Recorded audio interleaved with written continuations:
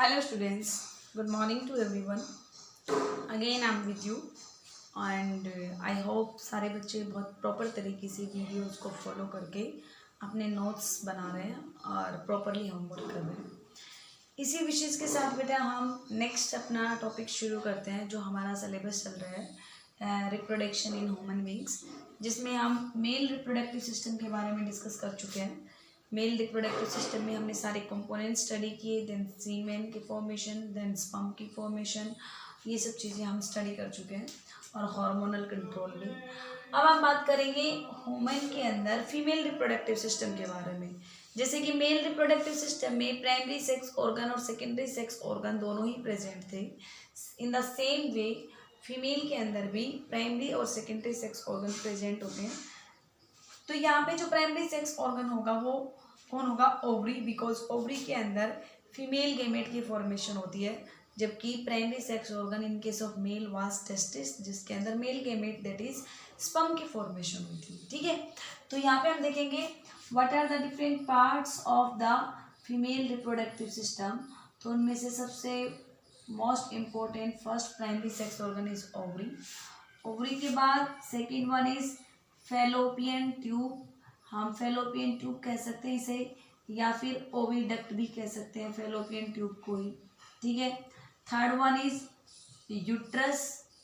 Uterus के बाद fourth one is cervix.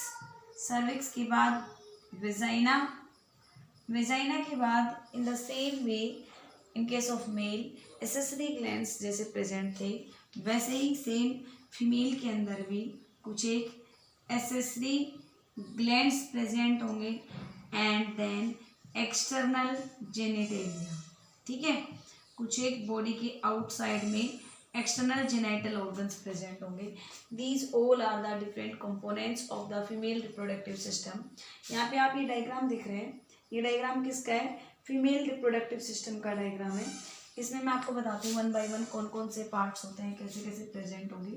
तो बेटा यहाँ पे आपको ये जो स्ट्रक्चर दिख रहे हैं जिनके बारे में अंदर मैं सेल्स की फॉर्मेशन कर रही हूँ, this is the primary sex organ in case of the female which is known as ovary. ठीक है, जिसे हम क्या नाम देते हैं? ओवरी नाम देते हैं बेटा। And this ovary is held in its position with the help of ligament, जो इसको अटैच करके रखते हैं। Those ligaments are known as, उन लिगामेंट्स को हम क्या नाम देते हैं?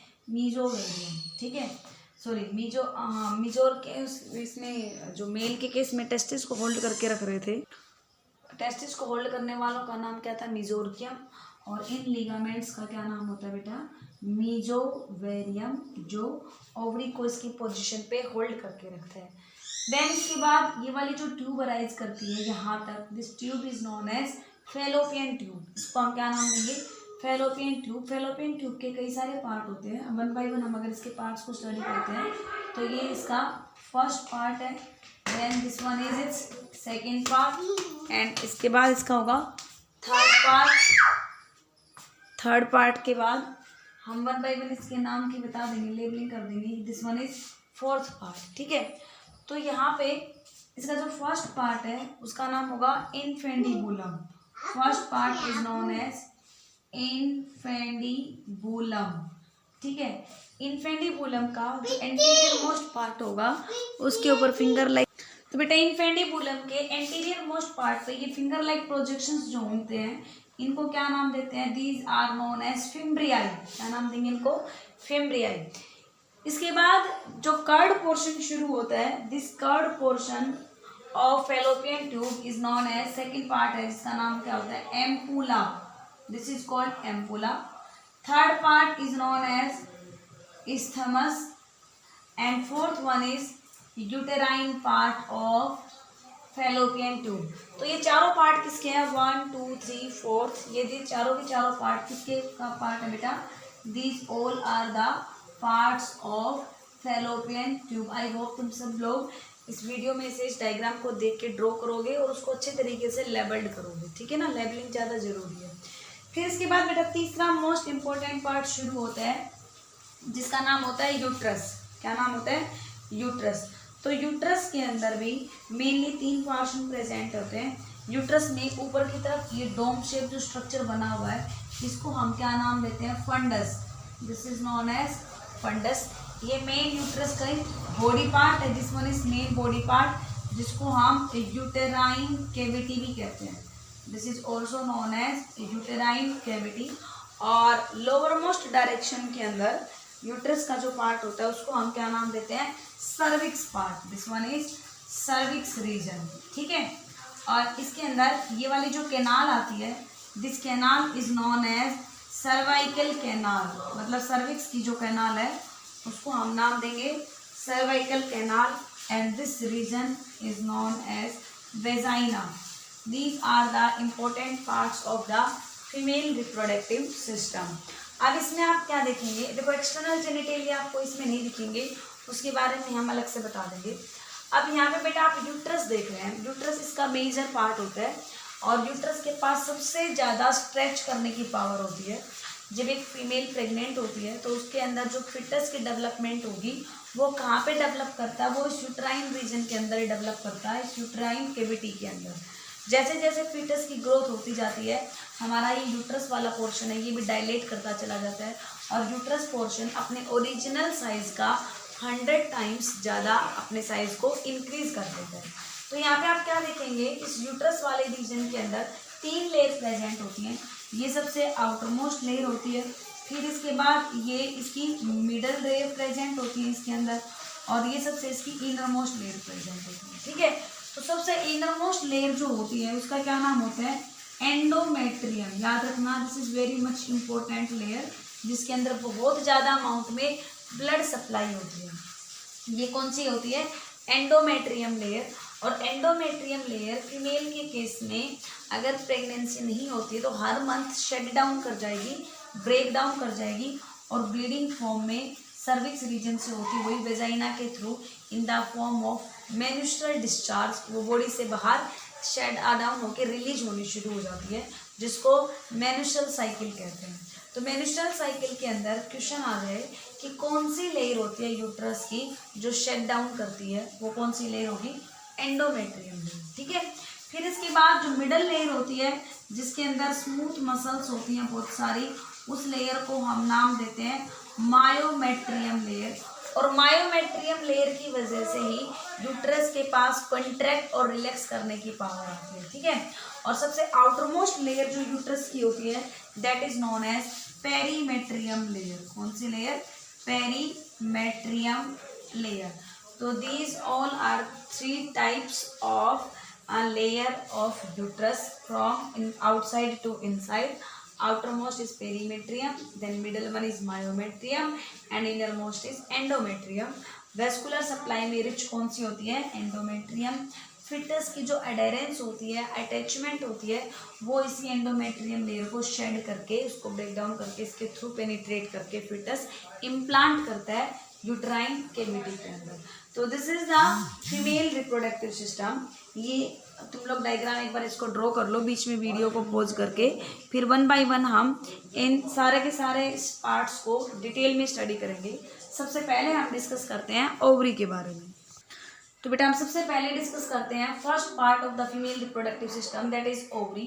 तो ovary is the primary sex organ in case of female, because इसके अंदर फीमेल गैमेट की फॉर्मेशन होती है। किसकी फॉर्मेशन होती है, फीमेल गैमेट की फॉर्मेशन होती है, जिसका नाम क्या होता है, ओवम, एग और ओवा, ठीक है। ये किसके अंदर बनते हैं, ये ओवरी के अंदर बनते हैं। और बेटा ओवरी है वो आलमंड शेप स्ट्रक्चर होती है जो 2 to 4 सेंटीमीटर लेंथ के अंदर होती है। ये almond shape structure which is 2 to 4 centimetre in length. और कितनी ओवरी प्रेजेंट होती हैं, a pair of ovary present होती है ह्यूमन फीमेल के अंदर। एंड दे रिलीज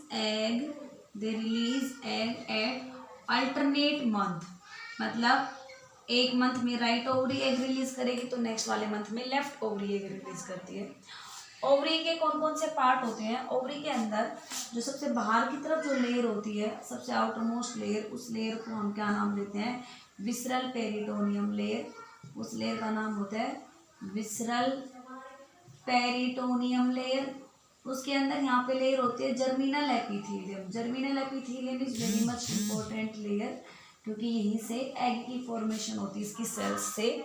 और इसके अंदर जो लेयर होती है उसका नाम क्या होता है, ट्यूनिका एल्ब्यूजिनिया। ठीक है, ट्यूनिका एल्ब्यूजिनिया लेयर है इसकी इनर मोस्ट लेयर होगी। अब इसके अंदर वाला जितना भी पार्ट है ओवरी के इंटरनल पार्ट को हम क्या नाम देते हैं, स्ट्रोमा। ओवरी का इंटरनल पार्ट क्या कहलाता है, स्ट्रोमा। स्ट्रोमा के दो रीजन होते हैं, सबसे अंदर की तरफ जो रीजन होगा उसका नाम होगा मेडुला, और आउटर रीजन को हम क्या नाम देंगे, कोर्टेक्स। ठीक है, ओवेरियन कोर्टेक्स और ओवेरियन मेडुला। तो मेडुला रीजन के अंदर ओनली ब्लड वेसल्स प्रेजेंट होते हैं, ये आर्टरीज, वेन्स, नर्व्स, ये वाला जो सारी चीजें हैं वो ओवरी के मेडुला रीजन में होगा। लेकिन ओवरी के अंदर जो ओवेरियन फॉलिकल्स की डेवलपमेंट होती है, ओवरी के अंदर जो एग की डेवलपमेंट होती है वो इस कोर्टेक्स रीजन के अंदर होती है। ठीक है, यहाँ पे आप क्या देख रहे हैं कि बहुत सारे एग प्रेजेंट होते हैं जिसको हम एग नेस्ट कहते हैं। क्या नाम दिया जाता है, एग नेस्ट। फिर बेटा उन एग नेस्ट में से डेवलपमेंट होनी शुरू होती है एक कंप्लीट फॉलिकल की। तो पहले जो फॉलिकल बनता है उसका नाम होता है प्राइमरी फॉलिकल। अब इसके लिए ना इन फॉलिकल्स की ग्रोथ के लिए एक हार्मोन रिस्पॉन्सिबल होगा, और उस हार्मोन का नाम क्या होता है, FSH हार्मोन। कौन सा हार्मोन, FSH हार्मोन, जिसकी फुल फॉर्म क्या होती है, follicular stimulating hormone. Follicular stimulating hormone है, ये क्या करता है, जब ये हार्मोन रिलीज होगा तो ये कोई भी इन एग नेस्ट में से एक एग के चारों तरफ ग्रेनुलोसा सेल्स आनी शुरू हो जाएंगी, वो प्राइमरी फॉलिकल में कन्वर्ट हो जाएगा, प्राइमरी फॉलिकल बनेगा। प्राइमरी फॉलिकल से सेकेंडरी फॉलिकल बनेगा। क्या बनेगा, सेकेंडरी फॉलिकल। सेकेंडरी फॉलिकल से बेटा टर्सरी फॉलिकल बनेगा, एंड टर्सरी फॉलिकल के बाद फॉलिकल कंप्लीटली मैच्योर कर जाता है, और उस कंप्लीटली मैच्योर फॉलिकल का क्या नाम होता है, ग्राफियन फॉलिकल। क्या नाम होता है, ग्राफियन फॉलिकल। तो आप लोगों के फॉलिकुलर डेवलपमेंट डिटेल में स्टडी नहीं करनी, क्योंकि 12th का टॉपिक है, आपको अभी नहीं पढ़ना है। बस आपको ये बातें याद रख लेनी है कि भाई प्राइमरी, सेकेंडरी, टर्सरी फॉलिकल बनेगा, या क्वेश्चन ये आ जाए कि मैच्योर फॉलिकल का नाम क्या होता है, तो आप नाम याद रख सकते हैं। उस फॉलिकल का नाम क्या होता है बेटा, ग्राफियन फॉलिकल। ठीक है, जब ग्राफियन फॉलिकल का रप्चर हो जाए, जब ग्राफियन फॉलिकल रप्चर कर जाता है, ब्रेक डाउन कर जाएगा, तो वो क्या रिलीज कर देता है, वो सेकेंडरी oocyte बाहर की तरफ रिलीज कर देगा। क्या रिलीज कर देगा, सेकेंडरी oocyte। ये तो मैं डिटेल में बता रही हूँ आपको कि इसको सेकेंडरी oocyte कहते हैं, अदरवाइज क्या कहेंगे कि एग को रिलीज कर देता है या ओवम को रिलीज कर देता है। And this process is known as ovulation. इस प्रोसेस को हम क्या नाम देते हैं, ओव्यूलेशन कहते हैं। ओव्यूलेशन का मतलब क्या होता है, release of the secondary oocyte from the Graafian follicle is known as ovulation. तो ये सब बातें हमारी ओवरी के बारे में है। सबसे पहले आप ओवरी की कवरिंग के बारे में डिस्कस करेंगे कि सबसे आउटर मोस्ट लेयर है जिसको हमने क्या नाम दिया, विसरल पेरिटोनियम। फिर उसके बाद क्या होती है बेटा, इसमें जर्मिनल एपिथेलियम लेयर होती है।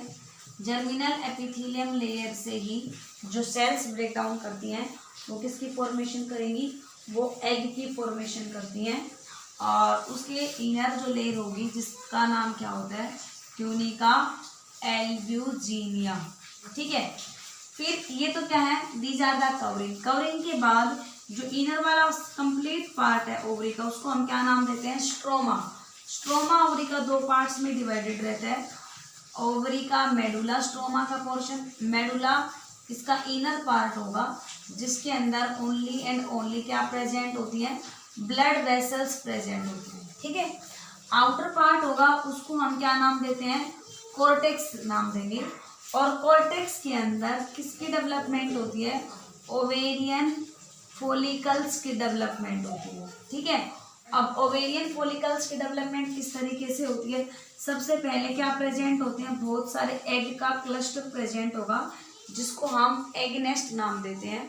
बेटा बहुत सारे एग प्रेजेंट होते हैं। फीमेल का जब बर्थ होता है तो उसमें अप्रोक्सीमेटली 2 मिलियन के अप्रोक्स एग प्रेजेंट होते हैं at the time of birth. लेकिन जैसे जैसे फीमेल बड़ी हो जाती है, 13 या 12 की एज में पहुंचती है, प्यूबर्टी की एज तक, तो उसमें सिर्फ कितने एग बच जाते हैं, 40,000 से 60,000 एग बचते हैं ओनली। कब, अप टू द प्यूबर्टी। बाकी एग कहाँ चले गए, डिजनरेट कर गए।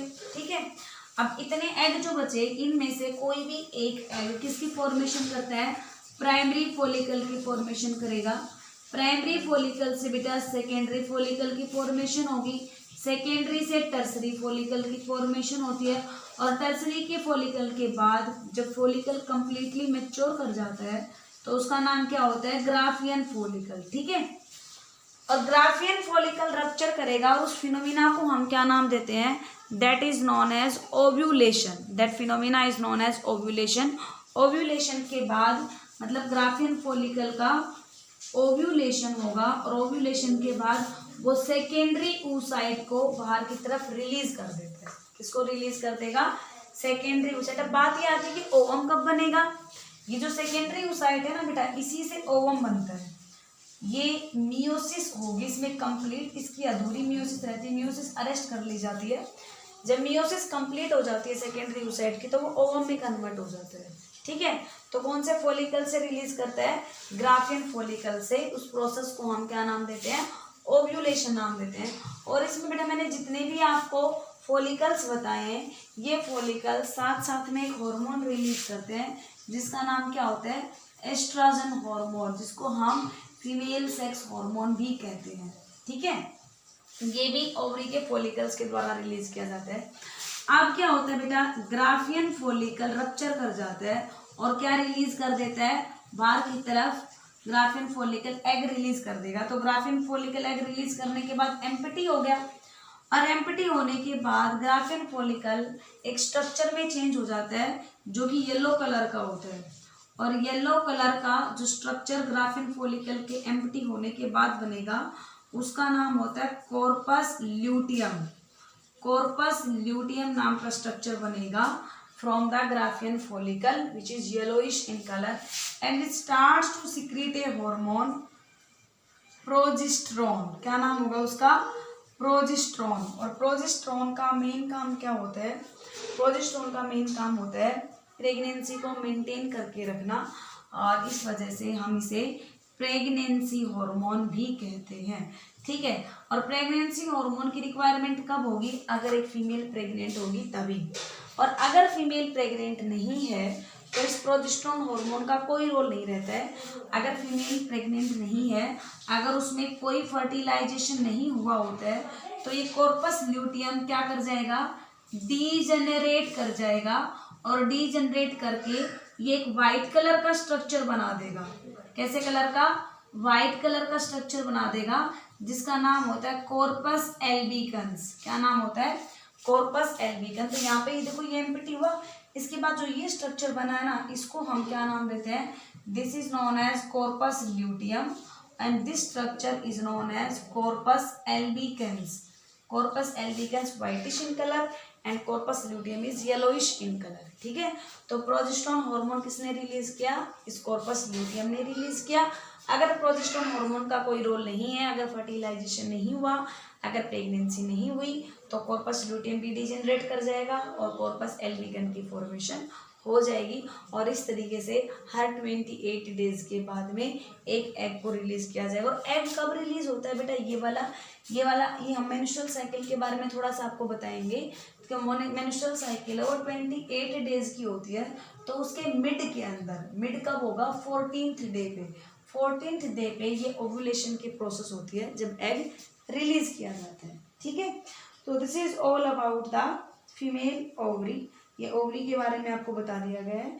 और अगर क्वेश्चन ये आए कि एक ओवरी, देखो मैंने आपको बताया कि बर्थ के टाइम पे 2 मिलियंस एग थे, प्यूबर्टी के टाइम पे 40 से 60,000 एग बचते हैं। लेकिन अगर क्वेश्चन आता है कि कितने एग एक फीमेल अपने लाइफ टाइम में मैच्योर करती है, तो वो उसका एग्रीगेट ऑन एन एवरेज कितना आइडिया आता है, 450 एग है वो एक फीमेल अपने लाइफ टाइम में क्या कर पाती है, मैच्योर कर पाती है। ठीक है बेटा, तो this is all about the ovary of female. आप फीमेल की ओवरी का फंक्शन भी बहुत अच्छे तरीके से बता सकते हो कि प्रोजेस्टेरोन हार्मोन रिलीज करना, एस्ट्रोजन हार्मोन रिलीज करना, एग की डेवलपमेंट करना, ये सारे के सारे काम किसके होते हैं, ओवरी के काम होते हैं। तो ये फर्स्ट पार्ट हमने आज की वीडियो में स्टडी कर लिया है। अब हम इसके बाद नेक्स्ट जो पार्ट है फेलोपियन ट्यूब यूट्रस, उसके लिए नेक्स्ट वीडियो डिस्कस करते हैं।